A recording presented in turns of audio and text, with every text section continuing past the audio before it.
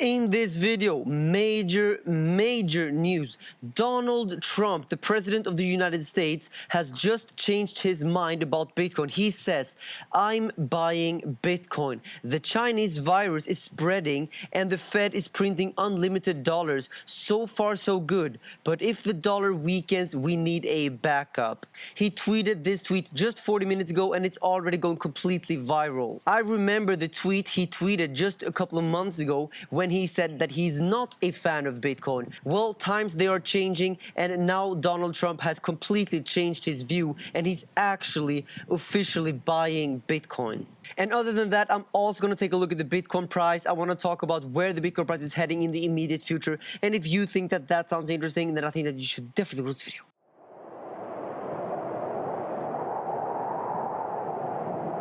Hello guys and welcome to the moon. My name is Carl and I'm here to bring you this cryptocurrency video. And let's take a look at the Bitcoin price because, well, yesterday I had a lot of comments about the potential head and shoulders pattern, so I want to talk about it. But before I talk about the head and shoulders pattern, I just want to quickly talk more about the fact that Donald Trump, the president of the United States, is actually buying Bitcoin. And this is, of course, not true. Obviously, this is just a big joke. I was just messing around, guys. And this is not a real tweet from Donald Trump. It's April Fool's, guys. It's the 1st of April. So I hope you enjoyed that little joke. And it's actually really easy to change tweets like this. I can just do this and then inspect. And then this will pop up and I can just click here. And this will allow me to write anything here. For example, like this, and then press enter. And now you can see how it says don't buy Bitcoin instead. So sorry guys, I just thought that was a very funny way to fool you guys. But yeah, just to clarify, Donald Trump is not buying Bitcoin. At least I don't think so. And if you liked that little joke, just leave a thumbs up down below. But let's take a look at the Bitcoin price. All right, so yesterday I had many comments about a potential head and shoulders pattern.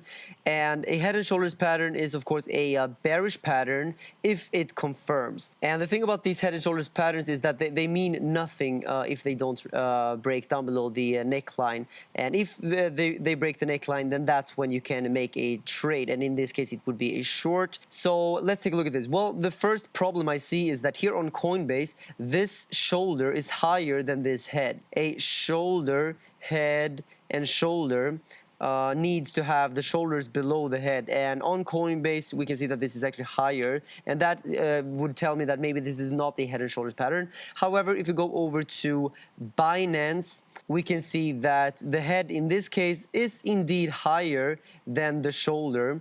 And well, I'm just gonna make the targeted analysis for everyone who wants to know, but personally I am not really too comfortable with calling this a head and shoulders pattern because of the small inconsistencies here. But this is how you measure the target, and if it breaks down below the neckline, then the technical target should be all the way down here at 4,862 approximately, a little bit depending on exactly where this breaks down, obviously. And something that could go well with this theory is that we do see the volume go down, as I've pointed out previously. And the thing is that when volume goes down while price is going up, then usually this means that we shouldn't really trust the current price action.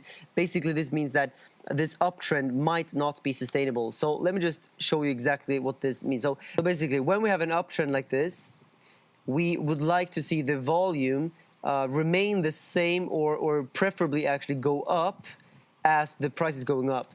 However, if the volume is going down as the price is going up, then usually this is a sign that this move is getting exhausted and we're running out of buyers, basically, and we shouldn't really trust this price action. And the same goes, of course, for the other way around. Does this mean that Bitcoin is gonna break down? Well, no, it doesn't necessarily mean that, but it does mean that we are in a consolidation phase, and I wouldn't really trust the current price action because the volume is really coming down. And I would say that as long as the volume continues to go down like this, we won't see any major trend changes. We will probably stay within this range. We have the resistance up here at approximately 6.8 thousand. and we have supports. I would probably put the support box over here at somewhere between 4.8 and 5.1 thousand. As long as the volume is low, I would expect the Bitcoin price to continue to trade within this range. But like I've said so many times, when we see declining volume like this, usually we see this end with a bang, a huge break. And this is exactly what we should be expecting. Big volatility will soon come, because right now we're seeing low volatility, low volume, and some people would call this boring. And I think we could also potentially watch the potential scenario where an ascending triangle might be forming here. But I think it's a little bit early to say that this is an ascending triangle right now. But let's just keep an eye on this resistance up here at 6.8, and let's keep an eye on this upward turning support here, which could be this potential neckline of a potential head and shoulders. But like I said, I'm not really too convinced that this is an accurate head and shoulders pattern because of the inconsistencies.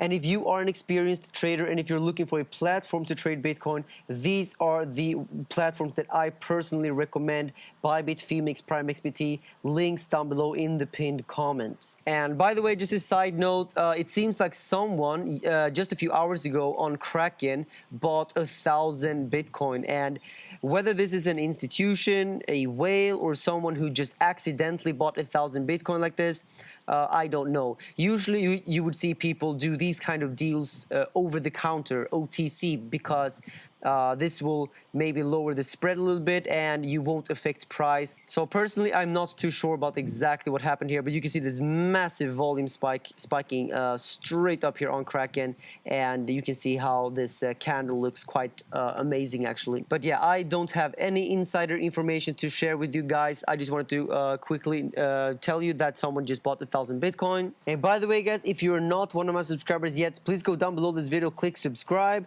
and you can also click this little bell. And if you now click all here, then you will be notified as soon as I upload my next daily video. And over on CoinMarketCap, we can see that toilet paper token has currently taken over the number one spot on CoinMarketCap. And I mean, we know the Bitcoin circulating supply is closing in on 21 million, but the circulating supply of toilet paper token is out of stock. And next up, I have been alive for 25 years. And so far 2020 is the craziest year. I mean, first of all, we have the big virus spreading. People are very fearful about the virus and the economy shutting down. And we also see central banks completely forgetting about all the previous rules and just completely printing money and just doing all of this massive financial stimulus, unlike anything we have ever witnessed before. So we are truly witnessing history in the making, and I think the next few years will bring about big change to the world. And more specifically, I think that this change will be most noticeable in the economy and potentially in the monetary system as we know it today. And I want to share this quote with you. And some people say that this quote is completely fake. Some people say that it's just a little bit altered. But I want to share it regardless because it's a very powerful quote. So supposedly, Thomas Jefferson said this: "I believe that banking institutions are more dangerous to our liberties than standing armies. If the American people ever allow private banks to control the issue of their currency, first by inflation, then by deflation, the banks and corporations that will grow up around the banks will deprive the people of all property until their children wake up homeless on the continent their fathers conquered." Now, I'm not sure if the full quote is accurate, but I'm pretty sure that the first line here is accurate. I believe that banking institutions are more dangerous to our liberties than standing armies. It is a very, very famous quote. And today, exactly this is what's happening. We are seeing the private banks controlling the issuance of our money or our currency. First, the central banks create money out of thin air. They buy assets from the open market, and then the newly printed currency ends up in the banking system, and the banks can then use this currency to create even more credit on top of this money, so they can expand the money supply tenfold, 30-fold, even 50-fold in some cases. So through credit, private banks create currency which is used as money around the world, and that is extremely, extremely dangerous, because this means that we have a central authority, private banks, that completely control the money. And money is such an important thing for freedom and for control. And the more control someone has over the money, then the less freedom everyone else has. And like I said earlier in this video, I think that the next 2 years will bring about big change. And we're already seeing people talk about unemployment rates going much higher. For example, Goldman Sachs says that the US economy will experience a far deeper slump than previously anticipated. For example, they say here that unemployment will soar to 15% by mid-year, up from a previous forecast of 9% they wrote. Obviously, these are estimates, but we also see the Federal Reserve, they expect the unemployment rate to hit 32%. This is a Fed estimate. So we're seeing most institutions now talk about high unemployment rates. And I think that it's quite reasonable to expect that to happen, not only because of the massive debts around the world, but also because of the current fears surrounding the virus. So they say that there are nearly 67 million Americans working in jobs that are at a high risk of layoffs. And this is not only true for the US, this is true for countries globally. And according to this Federal Reserve economist, Miguel Ferra y Castro, he says that, quote, "These are very large numbers by historical standards, but this is a rather unique shock that is unlike any other experienced by the US economy in the last 100 years. And this is a reference to the Great Depression, of course, which happened just over 100 years ago. And remember, guys, for the past 2 years on my channel, I've been talking about the coming recession, the coming crisis will be much worse than the 2008 financial crisis, and it will probably be even worse than the Great Depression based on all of the fundamentals, the debt levels, the monetary stimulus, and the actions by the central banks, the private banks, and all the corporations, and even all private individuals just using debt and credit as in a very irresponsible way. And now finally we're seeing media covering the threats to the economy that we're seeing currently.